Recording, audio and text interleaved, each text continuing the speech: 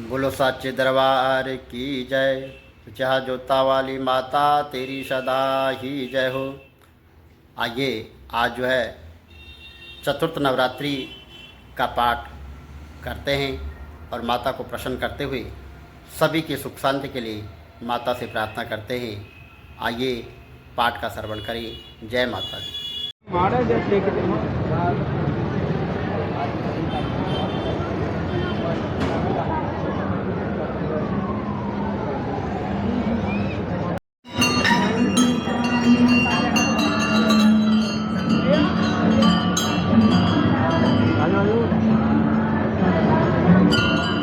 हमारे भाई आए बजे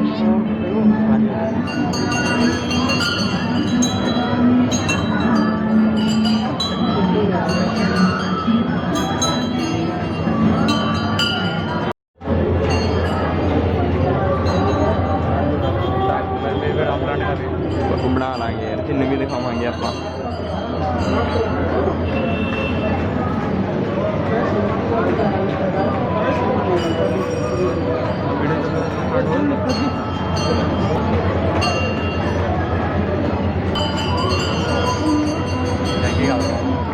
यही है हाँ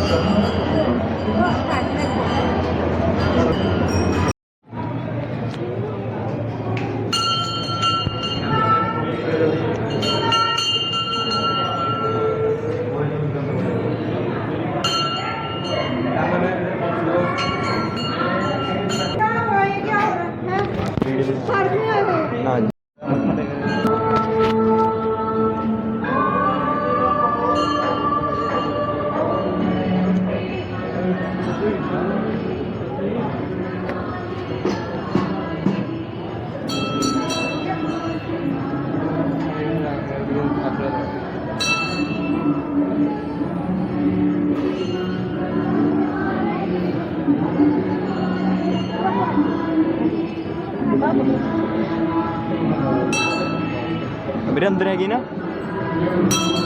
अंदर बना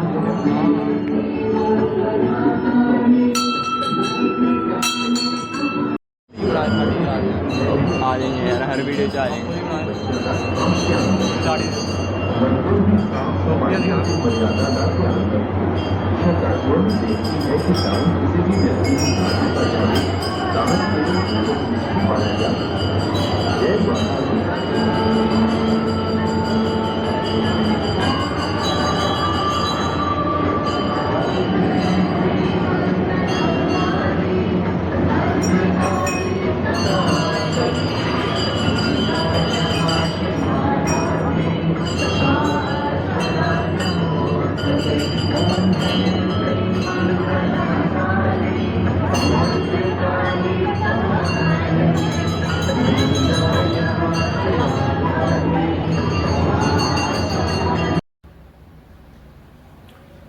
ऋषि बोले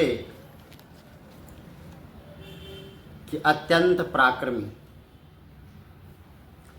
और उस दुरात्मा महिष के एवं उसकी सेना के देवी द्वारा मारे जाने पर इंद्रादिक और देवतागण अपनी वाणियों द्वारा देवी जी की स्तुति करने लग गए।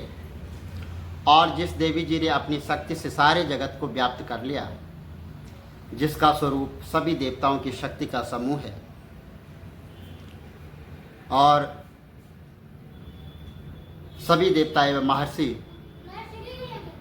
जिसकी पूजा किया करते हैं, उस अंबिका देवी को हम प्रणाम करते हैं। वही देवी हमारा मंगल करे, जिसके अतुल प्रभाव को एवं बल को भगवान शेषनाग ब्रह्मा तथा हरि भी नहीं कह सकते हैं। वही चंडिका देवी सारे जगत की पालना के लिए तथा अमंगल के भय के नाश का विचार करें। जो श्री स्वरूपणी पुण्यात्माओं के घरों में तो लक्ष्मी स्वरूप है और पापियों के घर में उसका दरिद्रता का रूप है। दरिद्रता पवित्रता बुद्धि वालों के हृदय में बुद्धिश्रेष्ठ और श्रेष्ठ पुरुषों के यहाँ श्रद्धा कुलीन मनुष्यों में लज्जा स्वरूपणी है। इस प्रकार की है देवी जी, हम आपको प्रणाम करते हैं। भगवती आप विश्व का पालन करें। हे मातेश्वरी, आपके इस अचैतन्य रूप को असुरों के क्षय करने वाले आपके महान पराक्रम का एवं देवता तथा असुरों के सामने संग्राम में किए गए आपके अद्भुत चरित्रों का वर्णन हम किस प्रकार कर सकते हैं। हे भगवती, आप संपूर्ण जगत का कारण हो। सत रज तम इन 3 गुणों वाली होते हुए भी आप अज्ञेय दोषों के कारण हम लोगों को आपको जान नहीं सकते हैं, हम आपको पहचान नहीं सकते हैं। हम तो क्या भगवान विष्णु शिव आदि भी आपका पार नहीं पा सकते। आप सबकी आश्रय हो एवं आप आद्या अव्यक्त प्राकृति हो देवी भगवती। सभी यज्ञों में जिनके उच्चारण करने से सभी देवता जो है तृप्त हो जाते हैं, वह स्वहा आप हो, मुक्ति का कारण आप हो। आप अचैतन्य महावर्त स्वरूपा हो और संपूर्ण दोषों से रहित इंद्रियों को बस में करने वाले तत्व को ही सार जानने वाले मोक्षार्थी मुनिजन जिसका आभास करते वह देवी भगवती परा विद्या आप हो। आप शब्द स्वरूपा हो, परम पवित्र ऋग्वेद यजुर्वेद एवं मनोहर उदित के पदों की पाठ युक्त और सामवेद का आप निधान हो। वेद गायत्री देवी हो, 6 गुणों से संपन्न आप भगवती हो और सभी शास्त्रों का ज्ञान करने वाली हे देवी आप मेघा हो। दुर्गम संसार रूप सागर से पार उतारने वाली नौका रूपी दुर्गा हो और आप असंग हो। कैटव दैत्य के शत्रु और विष्णु के वक्षस्थल पर निवास करने वाली आप लक्ष्मी स्वरूपा हो। एवं चंद्रमा को मस्तक पर धारण करने वाले भगवान शंकर से सम्मानित आप ही गौरी हो। यद्यपि आप मूर्ख स्वर्ण से भी उत्तम कांति से सुंदर तथा परिपूर्ण चंद्रमा के बिंब का अनुकरण करने वाला निर्बल मंद मुस्कान से शोभित, तथापि इस प्रकार के चंद्रमुख को देखकर क्रोध से परिपूर्ण महिषासुर ने झट ही उस पर प्रहार किया। यह एक अद्भुत बात है। उसने भी अतीव एवं विचित्र बात तो यह है कि जब वही मुख क्रोध से युक्त था, उदय होते हुए चंद्रमा की भांति लाल लाल था, तनी हुई भौं आदि विकराल हुई थी। ऐसा देखकर महिषासुर ने अपने प्राण तुरंत वहीं छोड़ दिए।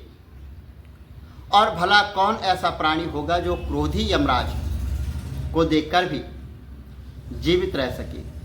हे देवी जी, आप प्रसन्न हो। सर्वदा उन्नति दाता देवी जी, आप जिन पर प्रसन्न होती हैं वही सभी देशों में आदर पाते हैं, उन्हें ही धन तथा यश मिलता है। हे देवी जी, आपकी कृपा द्वारा अत्यंत अद्भुत और पुण्य आत्मा पुरुष सभी धर्म संबंधी कार्य प्रतिदिन क्या करते हैं। आपकी कृपा से उसे स्वर्ग लाभ होता है। इसी कारण आप तीनों लोकों में फल देने वाली हो। आपसे बढ़कर कौन है, सबके लिए उपकार करने वाली हो। आप सर्वदा दयामय हो। इन राक्षसों के वध करने से जगत सुखी हो। ये राक्षस कभी नरक के लिए चिरकाल तक भले ही आप करते रहे हो। संग्राम में इनका वध आपके वध जो है आपने इसलिए किया कि मुझे मारे हुए या स्वर्ग में चले जाएं, और यही मन में विचार करें कि हे देवी जी, आप जो है पापियों का वध करती है। आप असुरों को केवल देखने मात्र से ही वे भस्म हो जाते हैं, और जब वो भस्म हो जाते हैं तो शत्रुओं पर शास्त्रों का प्रहार क्यों कर दिया करते हो। इसका भी कारण है क्योंकि शत्रुगण आपके शास्त्रों से पवित्र होकर उत्तम लोक में मरकर पहुँचते हैं। इस प्रकार आपके यहाँ विचार आयतम है। आपका शील स्वभाव दुराचारियों के दुष्ट स्वभाव को निवृत्त करने वाला है, और आपका रूप अचैतन्य है कि उसकी अन्य किसी के साथ तुलना ही नहीं हो सकती है। आपका पराक्रम तो देवताओं के पराक्रम को नाश करने वाला तथा दैत्यों का नाश करने वाला है। इसी प्रकार आप शत्रुओं पर दया किया करती हो। आपके पराक्रम की तुलना हे देवी किसके साथ हो सकती है, और आपके रूप को भी तो परम मनोहर, परंतु शत्रुओं को भयनायक है।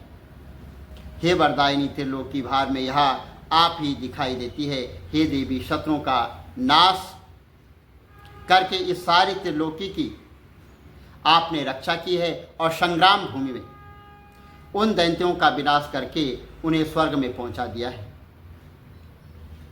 और वहाँ हमारा भय भी दूर कर दिया है, क्योंकि जिनके भय से हम जो है दिन रात कंपित हो रहे थे, हमारा अब भय दूर हो गया है। जो कि हमें उन्मत्त दानव डराया करते थे, हे माता आपको नमस्कार है। हे देवी हमारी सूल से रक्षा करें, हे अंबिके खंग द्वारा हमारी जो है रक्षा करें एवं घंटा के शब्द तथा धनुष के टंकार से भी हमारी रक्षा कीजिए। हे चंडिके पूर्व पश्चिम दक्षिण दिशा में हमारी रक्षा करें, अपने त्रिशूल को घुमा घुमा कर उत्तर में भी हमारी रक्षा कीजिए। ऋषि बोले कि इस प्रकार देवी जी की देवताओं ने स्तुति की और नंदन वन में उत्पन्न हुए फूलों तथा गंध चंदन आदि से जगत की माता की पूजा सभी देवताओं ने भक्तिपूर्वक दिव्य धूपों द्वारा अर्चना की है। तब देवी प्रसन्न मुख होकर उन देवताओं से बोली, हे सभी देवताओं, अपनी अभिलाषा के अनुसार आप सब हमसे जो है तो वर मांगो। तो देवता बोले कि हे भगवती, आपने तो हमारी सभी कामनाएं पूर्ण कर दी है, कुछ भी बाकी नहीं है। हमारे सभी जो है मनोकामनाएं पूर्ण हो चुकी है और हमारे इस जो महिषासुर शत्रु का आपने जो है वध कर दिया है। फिर भी यदि प्रसन्नतापूर्वक हमें वर देना चाहती हो तो हे माता यह वर दीजिए, जब जब भी हम आपका स्मरण करें तब तब हमारी बड़ी बड़ी आपत्तियां जो है वो दूर हो जाए।